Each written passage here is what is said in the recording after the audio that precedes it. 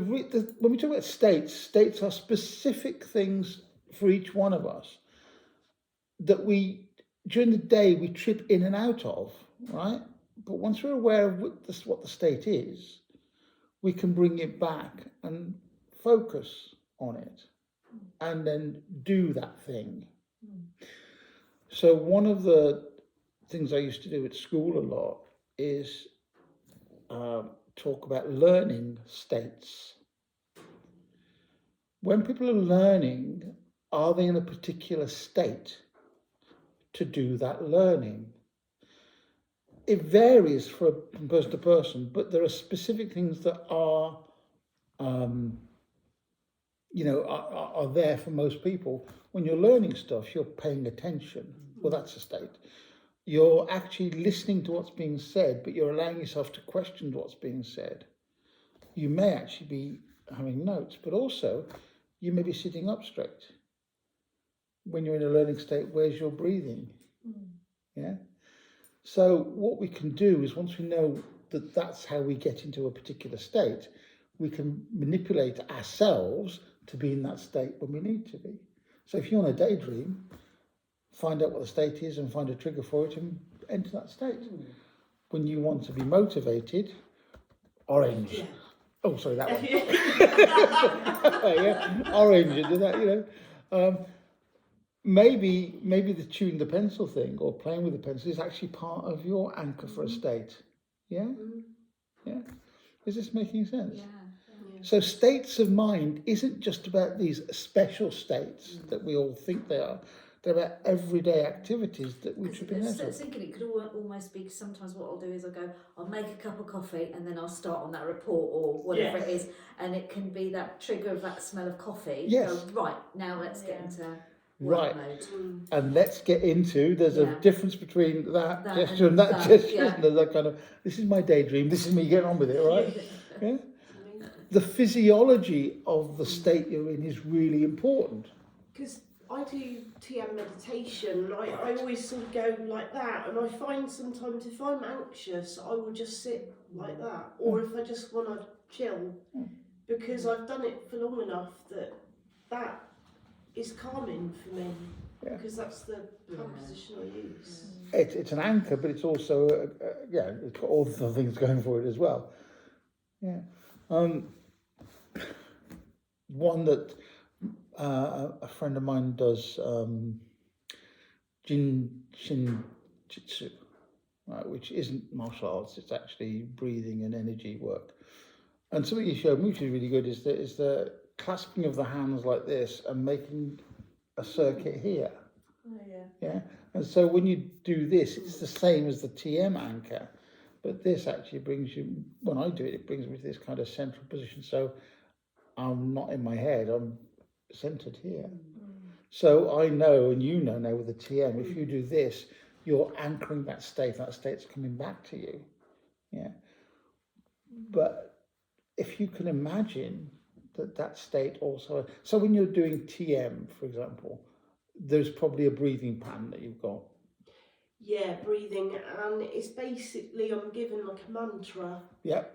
So you say this mantra till you go into a state of calm, not really thinking of anything. But then I was taught that it's your brain, it's going to think of something. And if you find thoughts arising, you repeat the mantra until it calms down again, but it is a cycle. Yeah. But sometimes I can go for longer and I don't have to say it, and then other days, just because of the state of my brain, every 3 seconds it's like, oh, shut up. Okay, that's great. So when you're doing the mantra, because each TM practitioner has a different mantra, it's given to them by their tutor, isn't it? Usually? So, and that's a private thing. But the mantra is said, the breathing pattern is established, and so is the body posture. When you're doing the TM, do you sit up straight? Is there a posture that you have? Yeah, I mean, I'm told that I don't have to, as long as I'm not lying down. But to be fair, it's weird because to get the breathing right, I do ultimately end up sitting up straight, but with a bolster, so that it's better for my back. So you have noticed that the moment you do this, you start to enter the state, and if you started to sit up straight and breathe, that state would be reinforced and you develop it. Is that making sense? So, what you've just described, by the way, that being the bubbling and rising thoughts, that's what mindfulness also practice tries to help you deal with. So the metaphor I often use, general states, learning state, working state, motivated state, you can explore those in a moment. I'm going to get you to do that in a sec. But let's talk about two special states, mindfulness meditation and hypnosis. That's those three states. Mindfulness, as we know, is a practice that stems from the East. Buddhist practices use it a lot. And it is purely about focusing on the now, the here and now, right? Meditation, the way I define it, is that meditation is something different. Meditation allows you to transcend the now and consider other things. So you may be pondering other connections. So I mean, the difference between mindfulness and meditation, in my mind, is that one is about total presence, right? The other one may be total presence, but it may actually be asking other kinds of questions too. It may be transcendental in the sense you're asking the meaning of life or waiting for divine inspiration to come through. Yeah. And hypnosis is exactly the same as both of those, as far as I'm concerned, and I'll explain why in a moment. Yeah. It's just the intention is different. That's interesting, because hypnosis is a state, well, I suppose it doesn't have to be though. I always think of it as somebody hypnotising you or somebody asking you something. But obviously it's internal as well. Right. There is a great deal of debate on whether hypnosis actually exists. And one of the things that stage hypnotists rely upon is the belief that somebody does it to you. And the truth of the matter is you do it to yourself. You just allow yourself to be guided into that state. We're going to do some hypnosis a bit later on. I'm going to teach you basic sort of ideas, inductions. But the thing about it is that hypnosis tends to have a focused purpose. You're doing something or looking for something. Mindfulness is about being present, and meditation can be somewhere in the middle.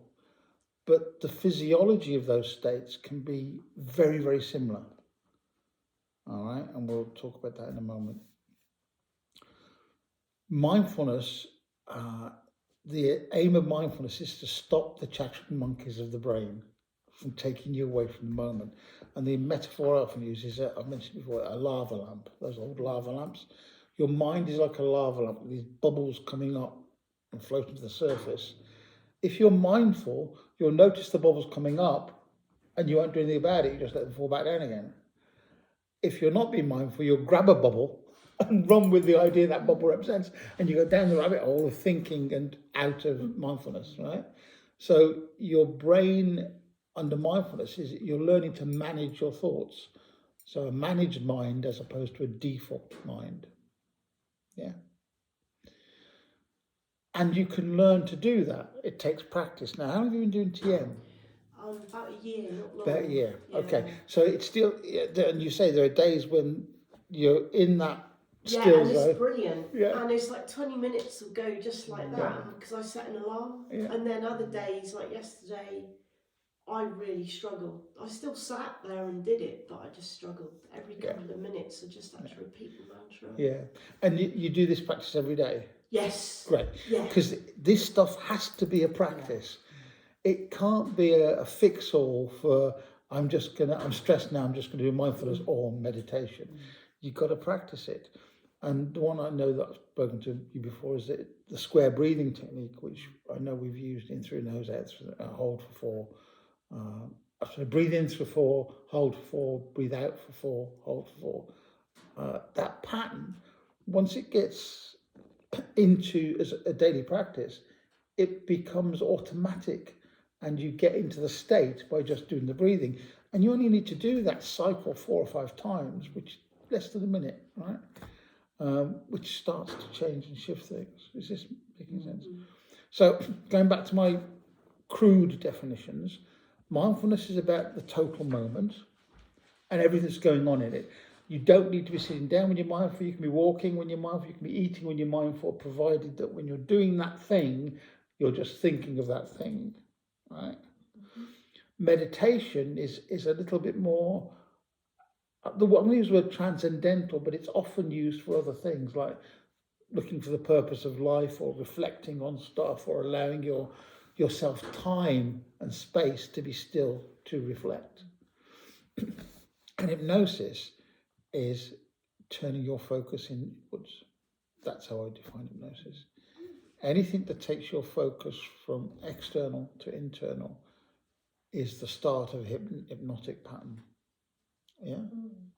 And the reason hypnotists do things they do the way they do them is there's a structure of helping you turn from external focus to internal focus. There's a structure to create the state of being internally focused. Is this making any sense? Yeah. Any thoughts about that? You can disagree with me whether I'm just using these simple things to get us talking. Well, I don't know if this is hypnosis, but a few years ago, I was going with some friends to a party, and the husband of one of them, he wanted to go, and his wife didn't want him to go. And it was cruel, really. All day, they took turns in saying, "You all right? You don't look well." "Oh, I'm fine. "Oh, okay." And then someone else would go, "Looking a bit pale." Do you know what? After 4 hours, he went home, he felt ill. It's cruel. It was really cruel. It's influence. Yeah, but he was perfectly well at the beginning of the day. So the power of these states for me is that we can teach clients or people to put themselves into those states when they need to. So we can teach people to put themselves into a learning state, providing we can identify that for them, or a motivated state, or a mindful state, or a meditative state, or a hypnotic state, although I might not use that word with them. But this is making sense. We can. I was going to say, I was watching John Oliver, really like him, I find him very funny. He was showing a video about there's a drug called fentanyl, and they've for some reason the media have said fentanyl is like 50 or 60 times stronger than any other drug, and you've only got to touch it and you'll be high. And he said that's actually not true, but he said watch this video. He said this will shock you. And he said this person was fine afterwards. So it was a policeman, and he was checking the back of this car, and he pulled out this bag and he touched what he thought was some white substance, and his colleague said that's fentanyl. He literally keeled over and passed out. And he said that's not, you can touch fentanyl, you can hold it, it doesn't do that to you. But he said because they've been told, and the way they were trained, and what goes on in the media, and even in their soap operas, they were saying, "Oh, fentanyl's terrible, you've only got to touch, you've only got to look at it," and sort of amplified it and ramped it up, that his brain went, "Oh my God." Yeah, isn't it amazing? It's amazing, but it's kind of sad and worrying too, isn't it? My favourite Richard Bandler story is about his headache tablet. He had clients that were coming to him for cluster headaches and migraines, so he taught them relaxation stuff. And the idea was, what is the state of a headache? Which you can understand how you get into a headache state. But he decided that he'd give some sugar pills out, and he called them, placebo. And this was a headache cure. And the statement on the bottle was 100% placebo. When tested against other headache drugs, works at least 60% of the time, which is what placebos do anyway. Right? And so people were taking this tablet and said, these tablets are fantastic. And a few weeks after doing this, he brought out new super placebo. And on the label, it was with twice the inactive ingredient. Inactive. And people say this is much better, it works much quicker. I love it. And apparently the American Drug Administration shut him down because he was selling an unlicensed drug, which again is a bit weird, isn't it? Yeah. Anyway,